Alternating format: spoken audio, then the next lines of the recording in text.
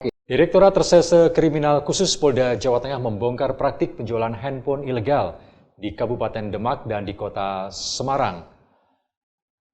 Wah, omset ya. Wis gitu aja sampai kono ya. Direktorat Reserse Kriminal Khusus Polda Jawa Tengah membongkar praktik penjualan handphone ilegal di Kabupaten Demak dan di Kota Semarang.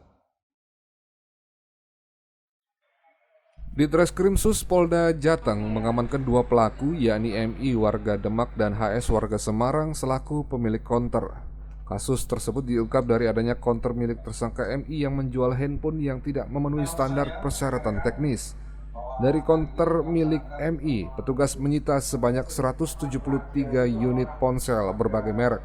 Petugas kemudian melakukan pengembangan dan berhasil mengamankan pemilik konter di Semarang berinisial HS. Ditreskrimsus Polda Jawa Tengah, Kombes Pol Dwi Subagio mengatakan pengungkapan ini terjadi pada bulan Juni 2023. Tersangka menjual handphone yang tidak memenuhi standar persyaratan teknis, yakni tidak menempelkan label sumber daya dan perangkat pos dan informatika atau SDPPI dari Kemenkominfo RI pada perangkat handphone. Tersangka menjual melalui media sosial atau melalui online. Selain itu juga menawarkan dengan iming-iming garansi selama 1 bulan penggantian unit terkait dengan device atau perangkat. Tersangka mendapatkan handphone ilegal tersebut melalui online dengan harga 300 sampai dengan 700 ribu rupiah dan dijual kembali dengan harga 1,3 sampai 1,5 juta rupiah. Omset yang dihasilkan tersangka mencapai 15 juta rupiah per bulan. Sementara itu, tersangka mengoperasikan bisnis ilegal ini selama 6 bulan terakhir. Rata-rata handphone yang dijual ialah keluaran lama atau sudah tidak diproduksi kembali.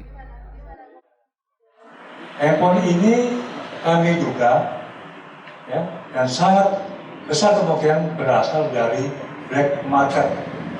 Jumlah handphonenya sebanyak 173 unit yang ada di depan rekan-rekan ini. Mereka menjual handphone ini baik secara offline, dia mempunyai toko sendiri, maupun juga dijual secara online. Bukan kegiatan jual beli selama 6 bulan ini, potensi kerugian negara dalam arti pajak yang seharusnya dibayar oleh mereka pada negara, ya, itu tidak dibayar dengan total senilai 2,2 miliar. Kasubdit 1 Indaksi Ditreskrimsus AKBP Rosid Hartanto mengimbau warga masyarakat membeli handphone yang resmi dan tidak mudah tergiur harga murah, serta dengan jaminan garansi yang hanya 1 bulan. Handphone yang belum memiliki sertifikasi pengujian dari SDPPI, maka tingkat radiasi sinyal beserta komunikasi daya baterainya tidak dapat dipertanggungjawabkan. Ya, seperti IMEI-nya tidak dimasukkan dan tidak didaftarkan, kemudian SDPPI-nya juga tidak didaftarkan juga dan tidak dibayarkan juga ke Kominfo dan tidak dilakukan penelitian, sehingga ini bisa berbahaya untuk kesehatan. Kalau ingin membeli handphone, pedomani yang pertama adalah garansi toko. Tidak ada handphone yang betul-betul original, dia itu hanya garansi toko. Jadi agar masyarakat waspada apabila ada toko handphone yang menjual garansi toko yang hanya 1 bulan. Ini garansi toko hanya 1 bulan handphonenya. Ya.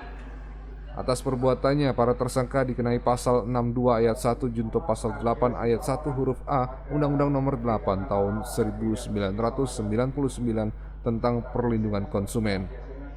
Para tersangka juga dijerat pasal 52 junto pasal 32 ayat 1 Undang-Undang Nomor 36 Tahun 99 tentang telekomunikasi. Ancaman pidana penjara paling lama 5 tahun atau pidana denda paling banyak 2 miliar rupiah.